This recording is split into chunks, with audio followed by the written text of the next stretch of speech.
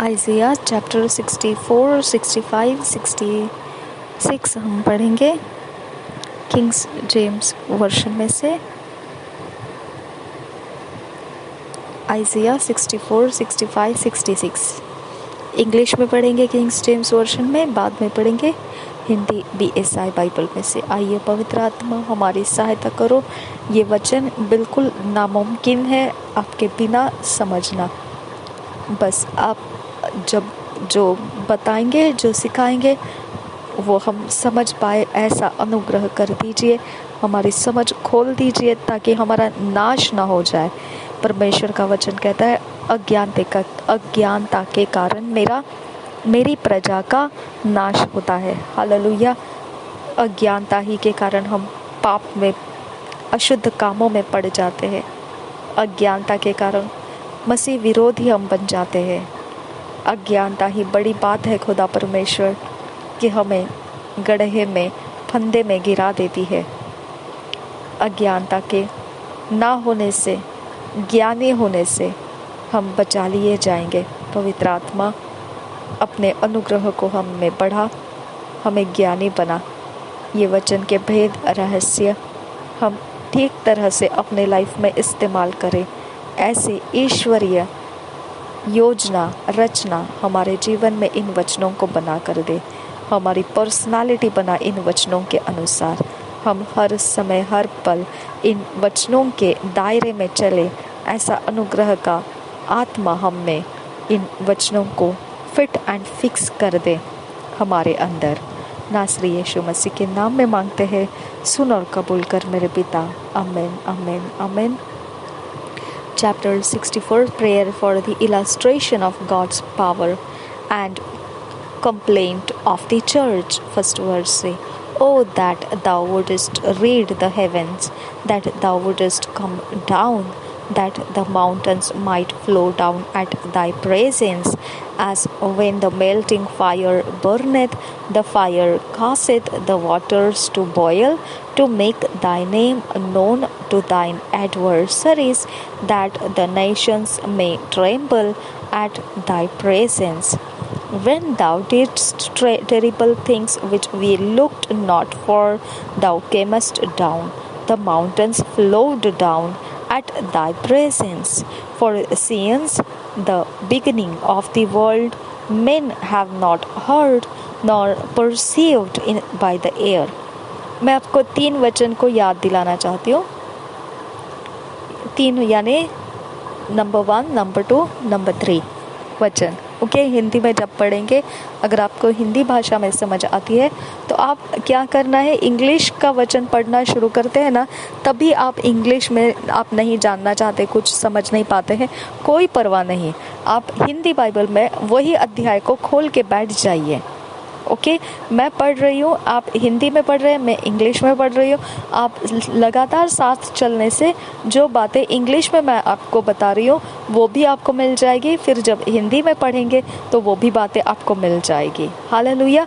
तो आप ध्यान रखिए इस बात को, आप खोना नहीं है माय फ्रेंड्स। ये सारी बातें हमारे बोन मैरोज है, जैसे हड्डियों के अंदर सूखा नहीं पड़ना चाहिए। इसीलिए जो एलिमेंट्स हमारे बॉडी में रखा गया है उस तरह का हमारा ये वचन होना चाहिए कि हमें इसे खोना नहीं है।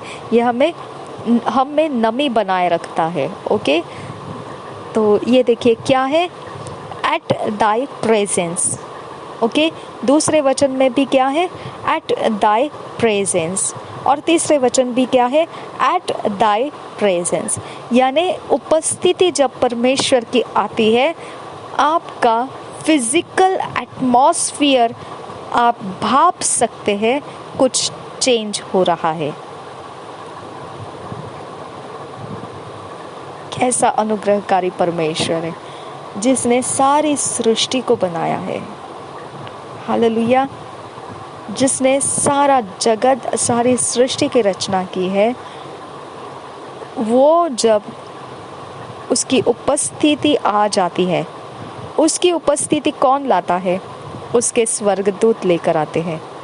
ओके, वो जो फ्रेग्रेंस है, वो जो खुशबू है, परमेश्वर जो खुशबू है, जो टेस्ट है, उसने उसको स्वर्गदूतों में से मनुष्यों तक पहुंचाया है।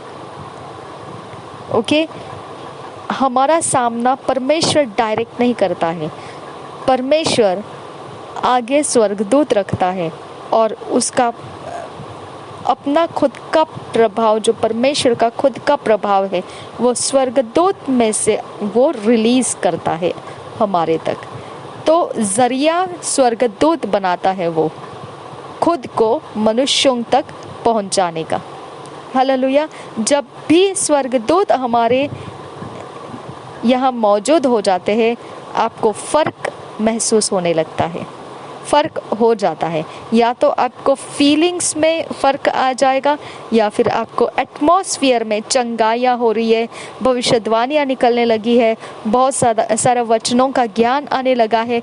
ये सब उसकी उपस्थिति का बयान करती है कि उसके स्वर्गदूत मौजूद हो गए हैं। हालेलुया। अब देखिए तीसरा वचन हमने पढ़ा, 4th वर्स से आगे पढ़ेंगे। For since the beginning of the world men have not heard nor perceived by the ear, neither hath the eye seen, O God, beside thee, what he hath prepared for him that waiteth for him. Thou meetest him that rejoiceth and worketh righteousness, those that remember thee in thy ways. Behold, thou art wrath, for we have sinned in those is continuance, and we shall be saved. But we are all as an unclean thing, and all our righteousness are as filthy rags, and we all do fade as a leaf, and our iniquities like the wind have taken us away. And there is none that calleth upon thy name, that stirreth up himself on to take hold of thee. For thou hast hid thy face from us, and hast consumed us because of our iniquities. But now, O Lord, thou art our Father. We are the clay, and thou our potter, and we all are the work of thy hand. Be not wrath very sore, O Lord, neither remember iniquity forever. Behold, see, we beseech thee. We are all thy people. Thy holy cities are a wilderness. Zion is a wilderness. Jerusalem a desolation. Our holy and our beautiful house, where our fathers praised thee, is burned up with fire, and all our pleasant things are laid waste. Wilt thou refrain thyself for these things, O Lord? Wilt thou hold thy peace and afflict us very sore? Chapter 65. The Gentiles called, the Jews rejected, a remnant saved. Blessed state of the New Jerusalem. First verse से पढ़ेंगे। I am sought of them that asked not for me. I am found of them that sought me not. I said, behold me, unto a nation that was not called by my name. I have spread out my hands all the day unto a rebellious people, which walketh in a way that was not good, after their own thoughts.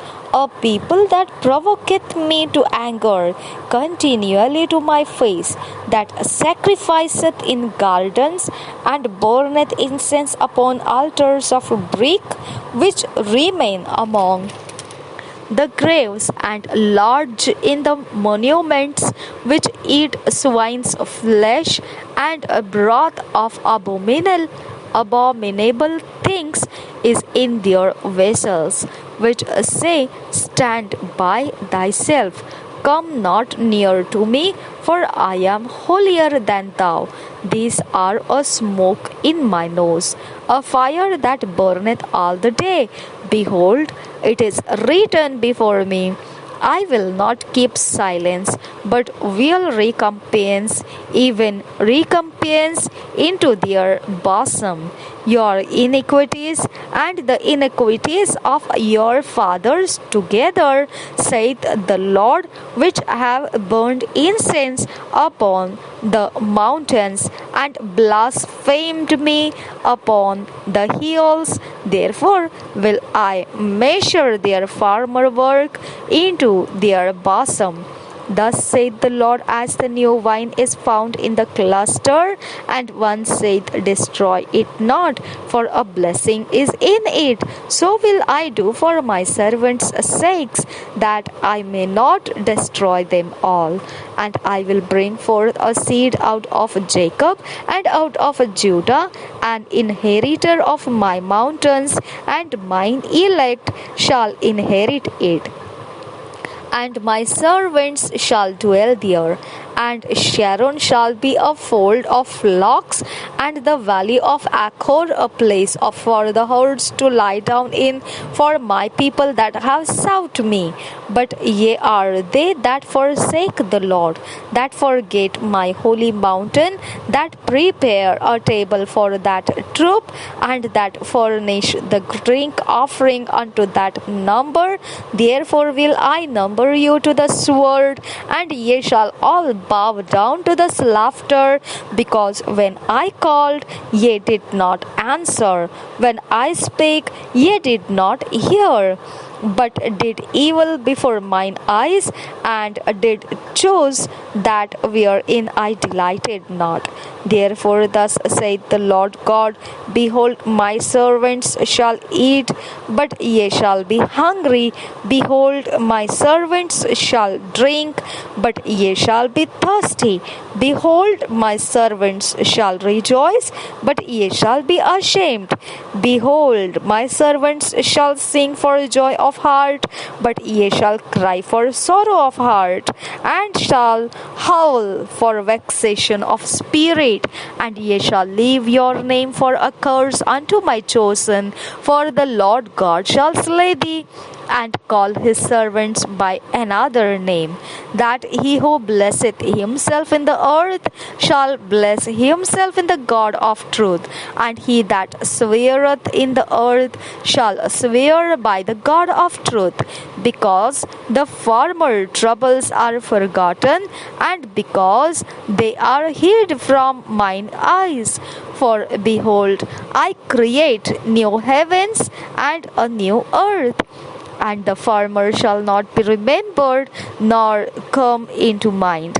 But be ye glad and rejoice forever in that which I create for. Behold, I create Jerusalem a rejoicing, and her people a joy.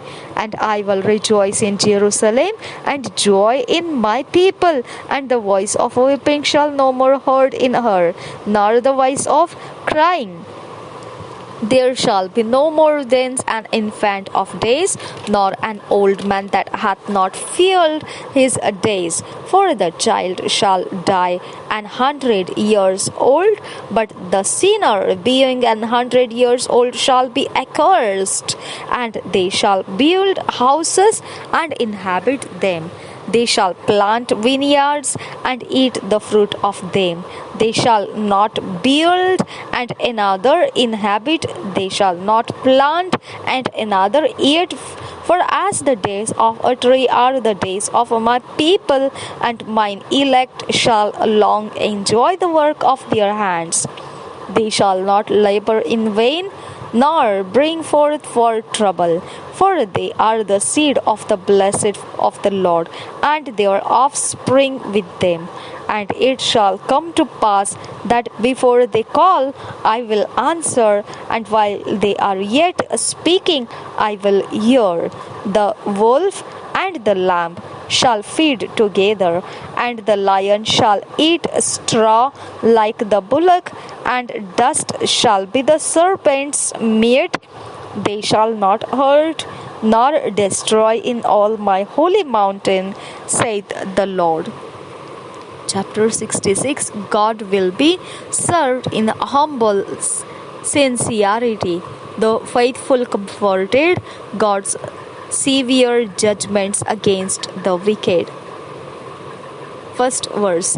Thus saith the Lord, the heaven is my throne, and the earth is my footstool.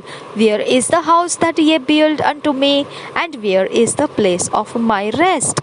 For all those things hath mine hand made, and all those things have been, said the Lord. But to this man will I look, even to him that is poor and of a contrite spirit, and trembleth at my word. He that killeth an ox is as if he slew a man. He that sacrificeth a lamb as if he cut off a dog's neck. He that offereth an oblation as if he offered swine's blood. He that burneth incense as if he blessed an idol. Yea, they have chosen their own ways, and their soul delighteth in their abominations. I also will choose their delusions, and will bring their fears upon them, because when I called, none did answer. When I spoke, they did not hear, but they did evil before mine eyes, and chose that in which I delighted not. Hear the word of the Lord, ye that tremble at his word, your brethren that hated you, that cast you out for my name's sake, said, let the Lord be glorified. But he shall appear to your joy, and they shall be ashamed.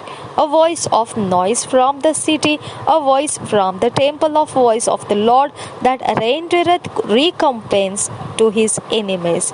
Before she travelled, she brought forth; before her pain came, she was delivered of a man child. Who hath heard such a thing? Who hath seen such things? Shall the earth be made to bring forth in one day? Or shall a nation be born at once? For as soon as Zion travelled, she brought forth her children.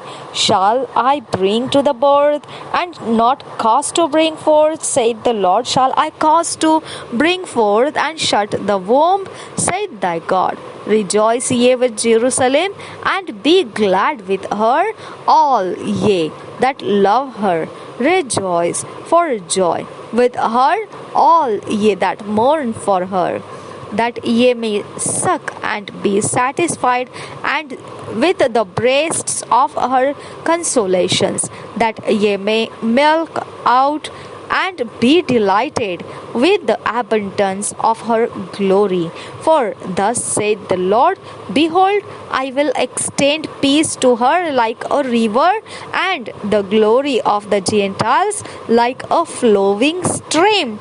Then shall ye suck, ye shall be borne upon her sides, and be dandled upon her knees, as one whom his mother comforteth, so will I comfort you, and ye shall be comforted in Jerusalem.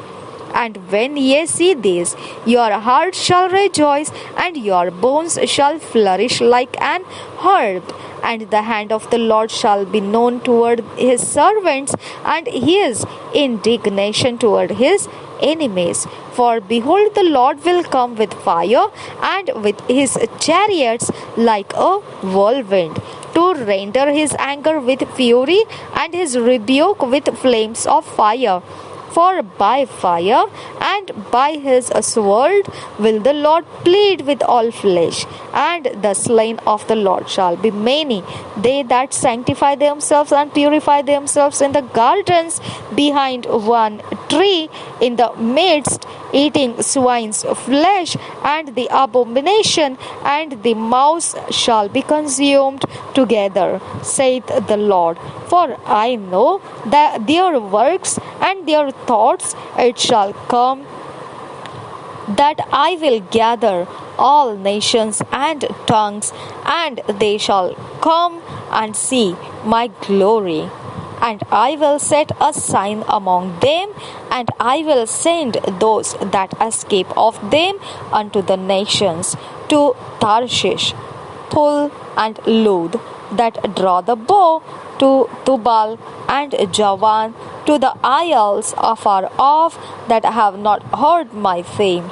neither have seen my glory, and they shall declare my glory among the Gentiles. And they shall bring all your brethren for an offering unto the Lord out of all nations, upon horses, and in chariots, and in litters, and upon mules, and upon swift beasts, to my holy mountain Jerusalem, saith the Lord. As the children of Israel bring an offering in a clean vessel into the house of the Lord, and I will also take of them for priests and for Levites, saith the Lord. For as the new heavens and the new earth which I will make shall remain before me, saith the Lord, so shall your seed and your name remain. And it shall come to pass that from one new moon to another, and from one Sabbath to another, shall all flesh come to worship before me, saith the Lord. And they shall go forth and look upon the carcasses of the men that have transgressed against me, for their worm shall not die, neither shall their fire be quenched, and they shall be an abhorring unto all flesh. हम यशायाह को पढ़ेंगे। यशायाह 64, 65, 66 अध्याय पढ़ेंगे हम BSI Bible में से। भला हो कि तू आकाश को फाड़ कर उतर आए और पहाड़ तेरे सामने कांप उठे। जैसे आग झाड़ झंखाड़ को जला देती या जल को उबालती है, उसी रीति से तू अपने शत्रुओं पर अपना नाम ऐसा प्रकट करके जाति जाति के लोग तेरे प्रताप से कांप उठे।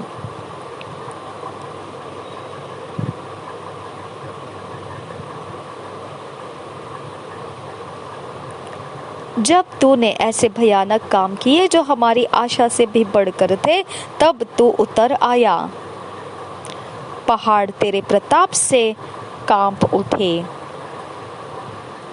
क्योंकि प्राचीन काल ही से तुझे छोड़ कोई और ऐसा परमेश्वर न तो कभी देखा गया और न कान से उसकी चर्चा सुनी गई, जो अपनी बाट जोहने वालों के लिए काम करे।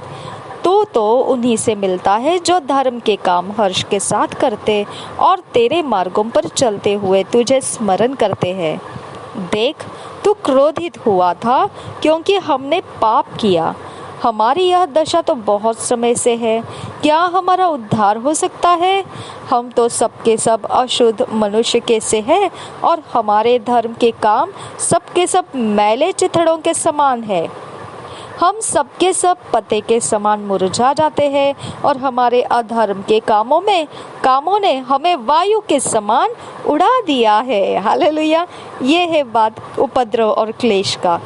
ओके अशुद्ध कामों के कारण हमारी हालत अशुद्ध के उपद्रव और क्लेश के पोर्शन में चले जाते हैं। ओके भी तुझसे प्रार्थना नहीं करता,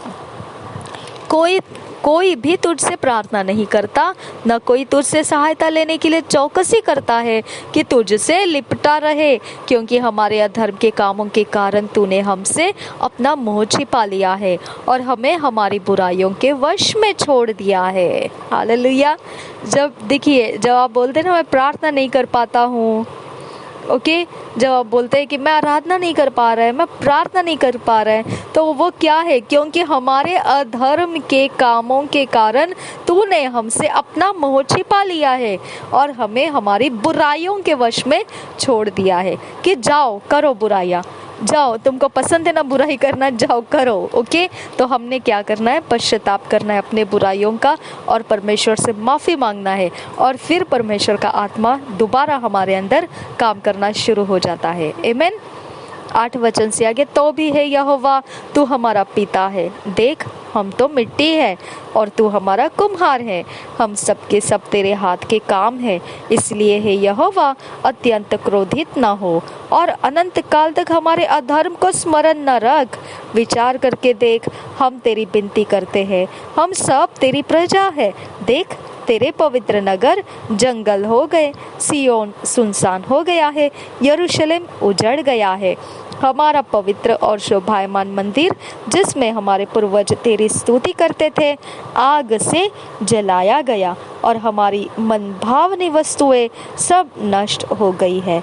हे यहोवा, क्या इन बातों के होते हुए भी तू अपने को रोके रहेगा? क्या तू हम लोगों को इस घोर दुर्दशा में रहने देगा? विद्रोहियों को दंड। 65 अध्याय पहले वचन से। जो मुझको पूछते भी न थे वे मेरे खोजी है, जो मुझे ढूंढते भी न थे उन्होंने मुझे पा लिया। और जो जाति मेरी नहीं कहलाई थी उससे भी मैं कहता हूँ, देख मैं उपस्थित हूँ।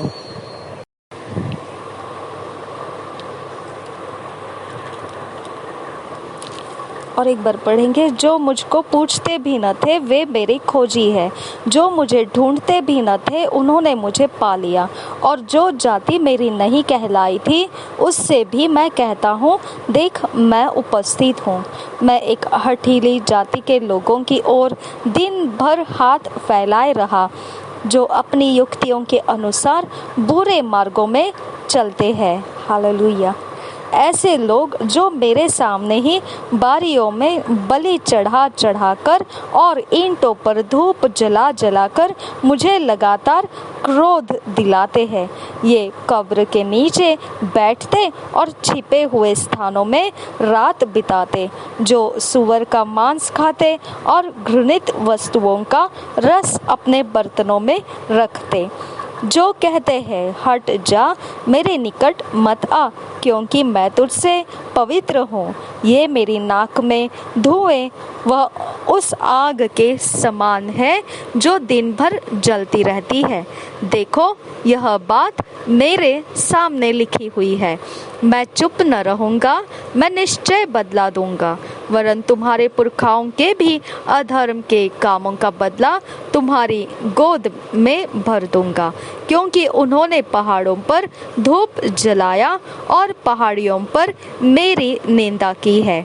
इसलिए मैं यहोवा कहता हूँ कि उनके पिछले कामों के बदले को मैं इनकी गोद में तौल कर दूंगा। 8 वचन से आगे यहोवा यूं कहता है, जिस भांति दाख के किसी गुच्छे में नया दाख मधु भर आता है, तब लोग कहते हैं उसे नष्ट मत कर, क्योंकि उसमें आशीष है। उसी भांति मैं अपने दासों के निमित्त ऐसा करूँगा कि सबों को नष्ट न करूँगा। मैं याकूब में से एक वंश और यहूदा में से अपने पर्वतों का एक वारिस उत्पन्न करूँगा। मेरे चुने हुए उसके वारिस होंगे और मेरे दास वहाँ निवास करेंगे। मेरी प्रजा जो मुझे ढूंढती है उसकी भेड़ बकरियां तो शारोन में चरेगी और उसके गाय बैल आकोर नामक तराई में विश्राम करेंगे। परंतु तुम जो यहोवा को त्याग देते और मेरे पवित्र पर्वत को भूल जाते हो, जो भाग्य देवता के लिए मेज पर भोजन की वस्तुएं सजाते और भावी देवी के लिए मसाला मिला हुआ दाख मधु भर देते हो, मैं तुम्हें गिन गिन कर तलवार का कौर बनाऊंगा और तुम सब घात होने के लिए झुकोगे, क्योंकि जब मैंने तुम्हें बुलाया तुमने उत्तर न दिया। हालेलुया। जब मैं बोला तब तुमने मेरी न सुनी, वरन जो मुझे बुरा लगता है वही तुमने नित्य किया, और जिससे मैं प्रसन्न होता हूँ उसी को मैं अप्रसन्न होता हूँ, और जिससे मैं अप्रसन्न होता हूँ उसी को तुमने अपनाया। हालेलुया। रिदाना मखासे। Thank you Jesus. 13 वचन से आगे, इस कारण प्रभु यहोवा यूं कहता है, देखो मेरे दास तो खाएंगे पर तुम भूखे रहोगे, मेरे दास पिएंगे पर तुम प्यासे रहोगे, मेरे दास आनंद करेंगे पर तुम लज्जित होंगे। देखो मेरे दास हर्ष के मारे जय जयकार करेंगे, परंतु तुम शोक से चिल्लाओगे और खेद के मारे हाय हाय करोगे।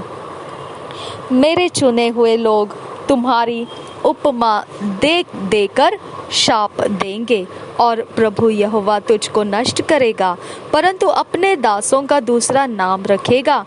तब सारे देश में जो कोई अपने को धन्य कहेगा वह सच्चे परमेश्वर का नाम लेकर अपने को धन्य कहेगा, और जो कोई देश में शपथ खाए वह सच्चे परमेश्वर के नाम से शपथ खाएगा, क्योंकि पिछला कष्ट दूर हो गया और वह मेरी आंखों से छिप गया है। हालेलुया।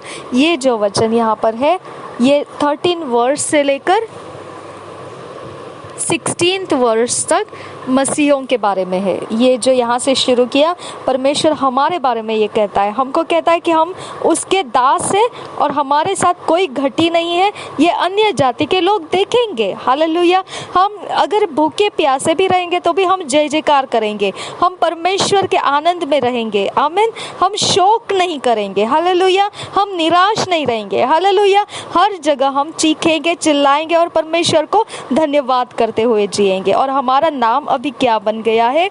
पवित्र आत्मा के जन्मे हुए नए सृष्टि। जब हम लोग बोलते हैं ना कि हमको जनरेशन कर्स ब्रेक करना है, जनरेशन कर्स ब्रेक करना है, तो यहाँ पे ओपनली लिखा है, परमेश्वर ने क्या दिया है? क्योंकि पिछला कष्ट दूर हो गया और वह मेरी आंखों से छिप गया है। इस वचन को हमने क्लेम करना है। हालेलुया। जब हमको जनरेशन कर्स कुछ याद आ जाता है, शायद से ये कर्स है, भूल जाइए, क्योंकि यहाँ वचन ओपनली दे दिया है कि पिछला कष्ट जो हमारे पीढ़ियों का था, जो हम विश्वास जीवन में नहीं थे, वो सब था। वो कहता है मेरी आंखों से छिप गया है, खत्म, दी एंड हो चुका है। हमने उसका बोझ उठाकर अभी नया सृष्टि में नहीं चलना है। हालेलुया। और अब देखिए यहाँ पे हमारा नाम भी चेंज हो गया है। 16 वचन क्या कहता है? तब सारे देश में जो कोई अपने को धन्य कहेगा वह सच्चे परमेश्वर के नाम लेकर अपने को धन्य कहेगा। हालेलुया। और जो कोई देश में शपथ खाए वह सच्चे परमेश्वर के नाम से शपथ खाएगा। आमीन। ये सारा हम लोगों के बारे में है जो प्रभु यीशु में आ चुके हैं। उसने कहा और प्रभु यहोवा तुझको नष्ट करेगा, परंतु अपने दासों का दूसरा नाम रखेगा। हालेलुया। तो हम वो लोग हैं जो लज्जित नहीं होते हैं। इसके लिए हम कभी भी उपद्रव और क्लेश के बीच में लज्जित फील नहीं करना है। ओके। हमारा नुकसान होता है, हमारी कोई भी बात दुख दर्द में बदल जाती है, ये कभी नहीं सोचना है कि हम लज्जित कर दिए गए, क्योंकि परमेश्वर हमको लज्जित नहीं करने वाला हमको वायदा दे चुका है। हालेलुया। तो उपद्रव और क्लेश हमारी वैल्यू नहीं बनाना है। हालेलुया। हमारे पास परमेश्वर जो कहता है उसके अनुसार कभी भी लज्जित नहीं, ऐसी प्रजा है हम। आमीन। इसके बाद का वचन पढ़ेंगे, नया आकाश और नई पृथ्वी। 17 वचन से आगे, क्योंकि देखो मैं नया आकाश और नई पृथ्वी उत्पन्न करता हूँ और पहली बातें स्मरण न रहेगी और सोच विचार में भी न आएगी। इसलिए जो मैं उत्पन्न करने पर हूँ उसके कारण तुम हर्षित हो और सदा सर्वदा मगन रहो। तो अभी हुआ है क्या? ये अभी नहीं हुआ है, लेकिन परमेश्वर हमारे लिए कुछ काम रखा है अभी के लिए। वो 18 वचन है, इसीलिए जो मैं उस उत्पन्न करने पर हूँ उसके कारण तुम हर्षित हो। आमीन। तो परमेश्वर ने अभी उत्पन्न नहीं किया है, वो उत्पन्न करने पर है। तो हमने उसके पीछे क्या काम करना है? हर्षित रहना है और सदा सर्वदा परमेश्वर में मगन रहना है। ये हमारे लिए परमेश्वर ने रखा हुआ भाग है। देखो, मैं यरूशलेम को मगन और उसकी प्रजा को आनंदित बनाऊंगा। हालेलुया। तो मसीही जनरेशन दुख और शोक करने वाला जनरेशन नहीं है। भले ही हमारा कितना भी कुछ बिगड़ जाए, हम दुख और शोक करने वाले भाग नहीं उठाते हैं। आमीन। क्योंकि हमारा कष्ट, हमारा दुख, उपद्रव कुछ भी रहेगा, हमें वो भाग नहीं है कि हम उसके ऊपर रोते पीटते छाती पीटते रहे। ऐसा ये भाग हमारा नहीं है। परमेश्वर कहता है मैंने तुमको हर्षित कर दिया है। हालेलुया। आप उपद्रव से नहीं डरना है, आप क्लेश से नहीं डरना है, आप संकट से नहीं डरना है, आप कोई भी ऐसी बातों से नहीं डरना है जिसे bad news, bad luck, misfortune या कुछ श्राप, कुछ भी नाम दो, हमको उससे कोई लेना देना नहीं, वो हमारा पोर्शन नहीं है। हालेलुया। जिस प्रकार से अगर किसी का नाम लेकर बुलाएंगे, अगर उसका वो नाम नहीं है तो वो ध्यान नहीं देगा उसकी तरफ। वैसे ही हमको नेगेटिव सारी बातों की तरफ पूर्ण रूप से अपना ध्यान हटा देना है, क्योंकि हम उसके भाग है ही नहीं तो हम बोझ क्यों उठाए उसका। ओके, लोग जगत के अंदर हमको बोल सकते हैं ये बैड न्यूज़ है आपके लिए, उनके लिए वो नाम है बैड न्यूज़, हमारे लिए नहीं है। हालेलुया। तो हमने उसके नीचे नहीं दब जाना है, लोगों को बोलते हुए नहीं घूमना है कि ये मेरा बैड न्यूज़ हो गया, ये मेरा बैड न्यूज़। ये तो हम खुद उसके लिए फिर पहचान दिखा रहे, हम उसके नहीं हैं। हालेलुया। अब इसके बाद कभी उपद्रव क्लेश कमेंट्स में जब आप डालते हैं तो आप उसके बारे में कभी नहीं कहना है कि मैं लज्जित हो गया या मैं हार गया या मेरे साथ ऐसे हो रहा है। No worries, no worries. Okay, परवाह नहीं है आप कैसे प्रकार से छल किए गए, वी डोंट केयर। हालेलुया। हमारे पास सिर्फ केयर करने का एक ही बात है, परमेश्वर ने हमें आनंदित रहने के लिए कहा है। हालेलुया। जैसा मेरे मम्मी के बारे में है, उसको अगर पूछा जाएगा तो डॉक्टर क्या बताते हैं उसको, शुगर दो उसको, शुगर खाने दो उसको। ओके, उसको शुगर और चपाती खिलाओ। लोग कहते हैं शुगर नहीं खाना है। ओके, और डॉक्टर्स मेरे मम्मी को कहते हैं उसको मिठाई खिलाओ, उसको चॉकलेट्स खिलाओ। तो ये बहुत बढ़िया बात है, लोग तो खाने के लिए तरसते हैं और मेरे मम्मी के लिए डॉक्टर्स खुद कह रहे हैं उसको खिलाओ, है ना। तो वैसा है, परमेश्वर कहता है कि ऐसे लोग हैं जगत के अंदर जो पाप अधर्म के बोझ के नीचे व्याकुल शोकित हो चुके हैं, उनको आनंद नाम की चीज नहीं पता है। और मैं तुमको कह रहा हूँ, तुम शोक क्लेश उपद्रव के बीच में भी जाके आनंद करो। हालेलुया। तो हमको वैसा डॉक्टर मिला है जो कहता है शुगर खाओ, मिठाई खाओ, चॉकलेट खाओ। आमीन। तो इस प्रकार की हमारी जाति है। ओके, 19 वर्ष, मैं आप यरूशलेम के कारण मगन और अपनी प्रजा के हेतु हर्षित होऊंगा। उसमें फिर रोने या चिल्लाने का शब्द ना सुनाई पड़ेगा। आमीन। अगर आप इस प्रकार के दुख व्यक्त करते अपनी पीड़ाओं में, अपने उपद्रव में, तो आप मसीह जीवन में आप समझे नहीं आप क्या हो। हालेलुया। 20 वचन कहता है, उसमें फिर न तो थोड़े दिन का बच्चा और न ऐसा बूढ़ा जाता रहेगा जिसने अपनी आयु पूरी न की हो, क्योंकि जो लड़कपन में मरने वाला है वह 100 वर्ष का होकर मरेगा, परंतु पापी 100 वर्ष का होकर श्रापित ठहरेगा। हालेलुया। तो पापियों के लिए 100 वर्ष रहना मतलब श्रापित है। ओके, उसके लिए वो लज्जा का विषय है। लेकिन हमारे लिए परमेश्वर कहता है, हम अगर कोई भी आयु के हो, हमारे लिए वो श्राप नहीं है। आमीन। वे घर बनाकर उनमें बसेंगे, वे दाख की बारियां लगाकर उसका फल खाएंगे।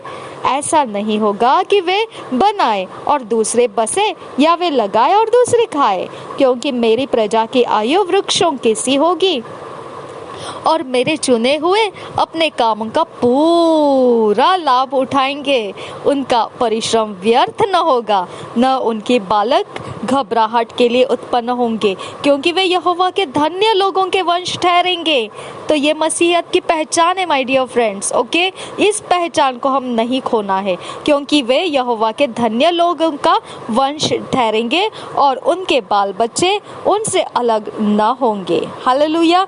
और उनके पुकारने से पहले ही मैं उनको उत्तर दूंगा। इसके लिए हम बोलते हैं ना, अब्बा पिता पुकारने वाला पवित्र आत्मा हमारे अंदर आया है। हालेलुया। क्योंकि वो पुकारता है और परमेश्वर सुनता है। आमीन। और उनके मांगते ही मैं उनकी सुन लूंगा। हमको यीशु ने भी बोला, यीशु के नाम से जो मांगेगा वो किया जाएगा, ताकि उसकी महिमा हो। हालेलुया। तो भेड़िया और मेमना एक संग चरा करेंगे और सिंह और बैल के समान भूसा खाएंगे और सर्प का आहार मिट्टी ही रहेगा। मेरे सारे पवित्र पर्वत पर न तो कोई किसी को दुख देगा और न कोई किसी को हानि करेगा। यहोवा का यही वचन है। ये पवित्र पर्वत अब कहाँ है जिसमें अब हम मौजूद हैं। हालेलुया। जिसके अंदर हम मौजूद हैं। आपने पौलुस के बारे में देखा है, उसके ऊपर जहरीला सांप आ गया था, लेकिन वो लोग उसको देख के डर गए थे कि अब ये फूल जाएगा। सूजन आ जाएगा, मर जाएगा जहर से। कुछ हुआ नहीं। उसने क्या किया? झटक दिया, वो आग में जल गया, खत्म बात। वो आंधी तूफान में अटक गया था। उसने लोगों को क्या बताया? डरो मत, परमेश्वर का वचन मुझे मिल गया है। वो कह रहा है कि तुम डूबेंगे नहीं, सुरक्षित जाओगे। हालेलुया। तो अब हमारे लिए नेगेटिव सर्कमस्टेंसेस खाने के लिए, हमको निगल जाने के लिए जरा भी नहीं है। आमेन। कोई डेंजर, कोई एरिया ऑफ लाइफ से हमें हानि नहीं है। हम उस हानि को हमारे फायदे में बदल सकते हैं। आमेन। हम इस प्रकार के पर्वत के ऊपर आ चुके हुए लोग हैं। हम इंतजार कर रहे लोग नहीं, हम आ चुके हैं उसके ऊपर। आमेन। हम परमेश्वर जाति जाति का न्याय करेगा 66 चैप्टर पढ़ेंगे फर्स्ट वर्स से। यहोवा यो कहता है, आकाश मेरा सिंहासन और पृथ्वी मेरे चरणों की चौकी है। तुम मेरे लिए कैसा भवन बनाओगे और मेरे विश्राम का कौन सा स्थान होगा? यहोवा की यह वाणी है, ये सब वस्तुएं मेरे ही हाथ की बनाई हुई है, इसलिए ये सब मेरी ही है। हालेलुया। परंतु मैं उसी की ओर दृष्टि करूंगा जो दीन और खेदित मन का हो। इतना सब कुछ परमेश्वर का है, फिर भी वो कहता है तुम लोग तो ठीक है, तुम लोग तो आ गए मसीह में, लेकिन मैं उस एक भेड़ के तलाश में जाऊंगा जो खो चुकी है और वो पुकार रही है। हालेलुया। 99 भेड़ों की वो परवाह छोड़कर एक भेड़ के पीछे भागता है वो चरवाहा। वो कहता है तुम क्या चढ़ाओगे मुझे, तुम क्या दोगे? तुम तो भरे पूरे, मैंने खुद तुझे सब कुछ दे दिया, तू क्या देगा मुझे? हालेलुया। लेकिन मैं एक उस इंसान के पीछे जाऊंगा, एक उस इंसान के ऊपर नजर डालूंगा जो मुझे दीन और कष्टी दिखाई दे रहा है, जो मुझे टूटा मन दिखाई दे रहा है, जो अपने आप को बर्बाद होता हुआ छोड़ा हुआ है, वो अपने आप को बचा नहीं पा रहा है। बस वो मेरा लक्ष्य रहेगा, तुम लोग नहीं रहेंगे। हालेलुया। तो हम भरपेट खा पी चुके लोग हैं। आमीन। तो इसकी वजह से हमारे लिए ये सारी बातें नहीं है।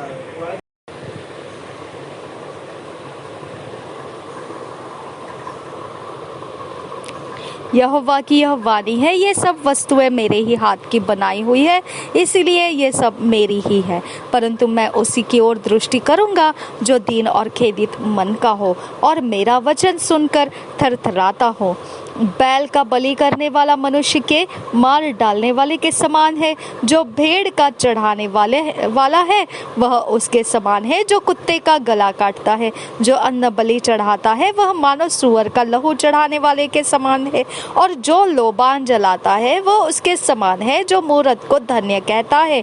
इन सबों ने अपना अपना मार्ग चुन लिया है और घिनौनी वस्तुओं से उनके मन प्रसन्न होते हैं। इसलिए मैं भी उनके लिए दुख की बातें निकालूंगा और जिन बातों से वे डरते हैं उन्हीं को उन पर लाऊंगा, क्योंकि जब मैंने उन्हें बुलाया तब कोई न बोला। हालेलुया। और जब मैंने उनसे बातें की तब उन्होंने मेरी ना सुनी, परंतु जो मेरी दृष्टि में बुरा था वही वे करते रहे, और जिससे मैं अप्रसन्न होता था उसी को उन्होंने अपनाया।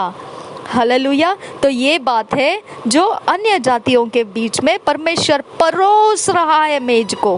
हालेलुया। तो अन्य जातियों के सामने परमेश्वर कहता है कि मैं मेज को बिछा रहा हूँ।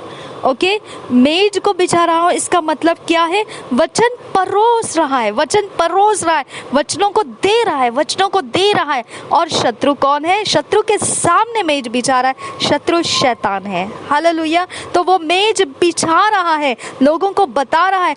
ले रहा है क्या वचन? वो लोग नहीं ले रहे, फिर भी वो अपने उस अन्न बलि को, उस देवी देवताएं जो उनके लिए जो महत्व रखते हैं, उन्हीं मूरत के आगे वो अपने आप को धन्य कहते हुए जा रहे हैं। ओके, तो उनके लिए परमेश्वर कहता है कि ये सारी बातें अब क्या हो जाएगा उनके लिए, जो परमेश्वर को अप्रसन्न करते रहे, और फिर उनके लिए ये भाग आ जाता है कि परमेश्वर उनको विपत्ति, दुख, कष्ट, क्लेश जिसमें से वो उभर नहीं सकते हैं, ऐसे तूफान उनके लाइफ में वो रिलीज करता है।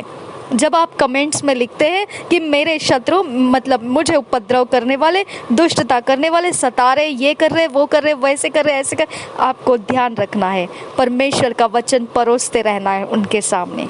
आमीन। क्या बताया था हमने थिस्सलुनीयों के पत्री में हमने पढ़ा था, वह क्या लिखा था? धीरज और विश्वास के साथ उनको सह लेना है। आमीन। 5 वचन से आगे पढ़ेंगे। तुम जो यहोवा का वचन सुनकर थरथराते हो, यहोवा का वचन सुनो। तुम्हारे भाई जो तुमसे बैर रखते और मेरे नाम के निमित्त तुमको अलग कर देते हैं, उन्होंने कहा है यहोवा की महिमा बढ़े, जिससे हम तुम्हारा आनंद देखने पाए, परंतु उन्हीं को लज्जित होना पड़ेगा। सुनो, नगर से कोलाहल की धूम, मंदिर से एक शब्द सुनाई देता है, वह यहोवा का शब्द है। वह अपने शत्रुओं को उनकी करनी का फल दे रहा है। उसकी प्रसव पीड़ा उठने से पहले ही उसने जन्म दिया, उसको पीड़ाएं होने से पहले ही उससे बेटा जन्मा। ऐसी बात किसने कभी सुनी? किसने कभी ऐसी बात देखी? क्या देश एक ही दिन में उत्पन्न हो सकता है? क्या एक जाति क्षण मात्र में ही उत्पन्न हो सकता है? क्योंकि सियोन को प्रसव पीड़ा उठी ही थी कि उससे संतान उत्पन्न हो गए। ये हमारे बारे में है। ओके, हम संतान है, सियोन के संतान हम उत्पन्न हुए। यहोवा प्रसव पीड़ा यानी हम जो क्लेश उपद्रव से जा रहे थे, प्रभु ने हमको उसमें से छुड़ा लिया। आमीन। 9 वचन से आगे यहोवा कहता है, क्या मैं उस जन्माने के समय तक पहुंचा कर न जन्माऊं? तेरा परमेश्वर कहता है, मैं जो गर्भ देता हूँ, क्या मैं कोख बंद करूं? हे यरूशलेम से सब प्रेम रखने वालों, उसके साथ आनंद करो और उसके कारण मगन हो। हे उसके विषय सब विलाप करने वालों, उसके साथ हर्षित हो। आमीन। तो परमेश्वर ने हमको जन्माया है, यहाँ पे 9 वचन हमको बताता है। ओके, उस क्लेश, उस पीड़ा को किसने भेजा हमारे लाइफ में? परमेश्वर ने। ओके, वो पीड़ा और वो क्लेश क्या उपज कर लाया? नया जन्म हमारे अंदर उपज के लाया। तो 10 वचन कहता है, तुम लोग सब मिलके क्या करना है? आनंद करना है। एक विश्वास में आ जाता है तो फिर खत्म, सारा स्वर्ग उसके लिए आनंद करने लगता है। आमीन। जिससे तुम उसके शांति रूप स्तन से दूध पी पी कर तृप्त हो और दूध पीकर उसकी महिमा की बहुतायत से अत्यंत सुखी हो। हालेलुया। तो ये वचनों को हम सीखते सीखते सीखते सीखते हम अत्यंत सुखी हो जाते हैं। आमीन। तो आपने कभी नहीं छोड़ना है ये वचनों को सुनना और उसके बारे में सीखना। 12 वचन से आगे, क्योंकि यहोवा यूं कहता है, देखो मैं उसकी ओर शांति की नदी के समान, शांति को नदी के समान बोला है। ओके, और यशायाह में हमने क्या पढ़ा? दुष्ट के पास शांति नहीं होती है। वो शांति किसकी प्रॉपर्टी है? परमेश्वर की प्रॉपर्टी है। आमीन। और वो शांति को नदी के समान और जाति जाति के धन को नदी की बाढ़ के समान बहा दूंगा और तुम उससे पियोगे। तुम उसको गोद में उठाए जाओगे और उसके घुटनों पर कुदाए जाओगे। जिस प्रकार माता अपने पुत्र को शांति देती है, वैसे ही मैं भी तुम्हें शांति दूंगा। तुमको यरूशलेम ही में शांति मिलेगी। तुम यह देखोगे और प्रफुल्लित होंगे। तुम्हारी हड्डियां घास के समान हरी भरी होंगी और यहोवा का हाथ उसके दासी के लिए प्रकट होगा और उसके शत्रुओं के ऊपर उसका क्रोध भड़केगा। क्योंकि देखो, यहोवा आग के साथ आएगा और उसके रथ बवंडर के समान होंगे। ये यीशु मसीह के आगमन के विषय में है। और आप जब कमेंट में लिखते हैं, आपके परेशानियां जब बयान करते हैं, तो परमेश्वर कहता है उस परेशानियों से बयान करके आप अपने आप को खेदित मत करो। सॉरी फील नहीं करना है हमको अपने आप को। ओके, उसके बीच में परमेश्वर कहता है, जैसा माता अपने पुत्र को शांति देती है, वैसा ही मैं भी तुम्हें शांति दूंगा। तो इसके लिए बिलीवर्स एक दूसरे को क्या करते हैं?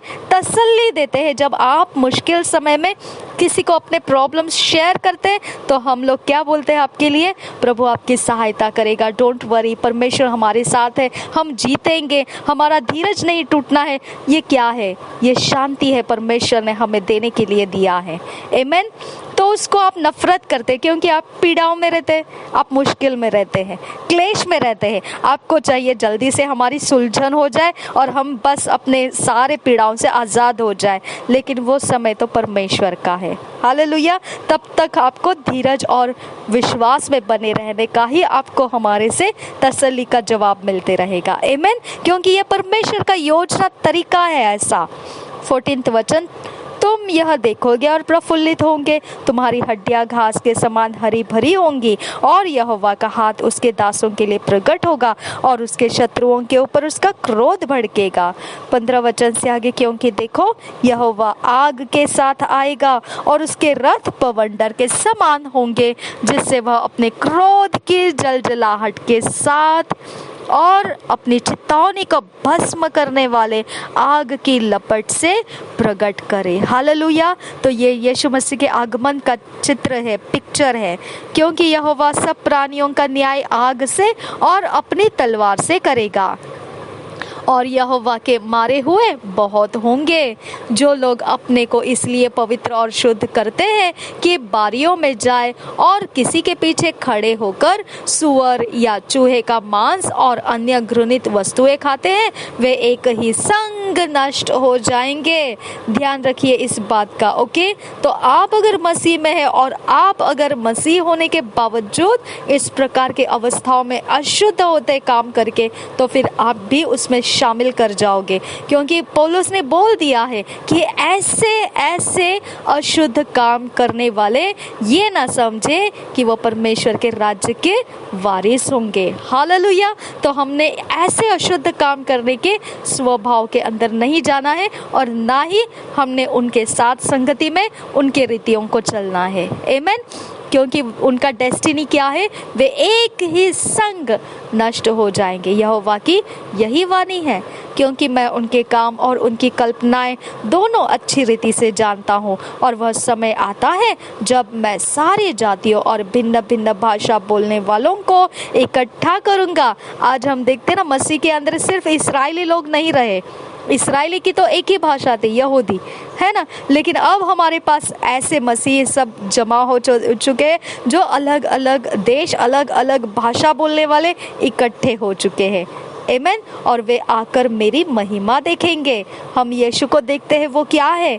वो यीशु को देखना मतलब महिमा देखना, परमेश्वर की महिमा देखना। तो हम अलग अलग प्रांत से अलग अलग भाषा इकट्ठे होकर अब हम यीशु को देख रहे हैं। वो क्या देख रहे हैं? महिमा देख रहे हैं। मैं उनमें एक चिन्ह प्रकट करूंगा और उनके बचे हुओं को मैं उन जातियों के पास भेजूंगा जिन्होंने न तो मेरा समाचार सुना है। ये हमारा काम है। अभी क्या बोला है? मैं भेजूंगा। हालेलुया। ये है मैं भेजूंगा। ये सवाल का जवाब है कि मैं भेजूंगा, और जिन्होंने मेरा समाचार नहीं सुना है और न मेरी महिमा देखी है। हालेलुया। अर्थात तर्शीशियों और धनुर्धारियों, पुलियों और लुदियों के पास, और तबलियों और यूनानियों और दूर द्वीपवासियों के पास भी भेज दूंगा, और वे जाति जाति में मेरी महिमा का वर्णन करेंगे। एक्ट्स ऑफ अपोस्टल में आपने पढ़ा ना, प्रेरितों के काम में आपने पढ़ा कि वहाँ पे प्रभु यीशु क्या कहता है कि तुम पर जब तक सामर्थ उतर कर नहीं आती है, यहाँ से जाना नहीं। जब सामर्थ उतर कर आएगी तुम गवाह ठहरोगे। फिर तुम कहाँ कहाँ जाना है, जगह के नाम लिखे वहाँ, और पृथ्वी के छोर तक। ये वही वचन है। हालेलुया। तो ये किसका प्लान था? परमेश्वर का। और क्या कहा परमेश्वर ने? मैंने तो प्लान किया है, तुम क्या करो? आनंद करो। हालेलुया। अब क्या हो रहा है? वो प्लान पूरा हो चुका है। हम वो लोग बन चुके हैं, हम उसके अंदर हो चुके लोग हैं, हम सियोन पहुंच चुके लोग हैं। तो अब हमने क्या ध्यान देना है? जो सियोन पर आ चुके लोगों के लिए अब परमेश्वर क्या कहता है। हालेलुया। 20 वचन से आगे, जैसे इस्राएली लोग अन्न बलि को शुद्ध पात्र में रखकर यहोवा के भवन में ले आते हैं, वैसे ही वे तुम्हारे सब भाइयों को घोड़ों, रथों, पालकियों, खच्चरों और सांडनियों पर चढ़ा चढ़ाकर मेरे पवित्र पर्वत यरूशलेम पर यहोवा की भेंट के लिए ले आएंगे। यहोवा का यही वचन है। और उनमें से मैं कुछ लोगों को याजक और लेवीय पद के लिए भी चुन लूंगा। हालेलुया। तो अब ये अन्य जातियों में है। लेवी पद और याजक पद तो सिर्फ यहूदियों का रहता था, सिर्फ इस्राएलियों का रहता था। उसके बीच में अगर कोई जाए तो मार डाला जाता था। अब क्या है? अब परमेश्वर ने प्रेरितों को बनाया, भविष्यद्वक्ताओं को बनाया, याजक बनाया, लेवी पद दे दिया। कितना कुछ परमेश्वर ने जो सिर्फ इस्राएल के लिए सीमित रखा था, अब हमारे लिए वो सारा रास्ता उसने खोल के दे दिया है। 22 वचन, क्योंकि जिस प्रकार नया आकाश, नए पृथ्वी जो मैं बनाने पर हूँ मेरे सम्मुख बने रहेंगी, और उसी प्रकार तुम्हारा वंश और तुम्हारी नाम भी बना रहेगा। यहोवा की यह वाणी है। फिर ऐसा होगा कि एक नया चांद से दूसरे नए चांद के दिन तक और एक विश्राम दिन से दूसरे विश्राम दिन तक समस्त प्राणी मेरे सामने दंडवत करने को आया करेंगे। अपने फिर ऐसा होगा कि एक नए चांद से दूसरे नए चांद के दिन तक और एक विश्राम दिन से दूसरे विश्राम दिन तक समस्त प्राणी मेरे सामने दंडवत करने को आया करेंगे। यहोवा का यही वचन है। तब वे निकलकर उन लोगों के शवों पर जिन्होंने मुझसे बलवा किया दृष्टि डालेंगे। हालेलुया। देखिए, मैंने बोला ना, दुष्ट का अंत निश्चित होता है।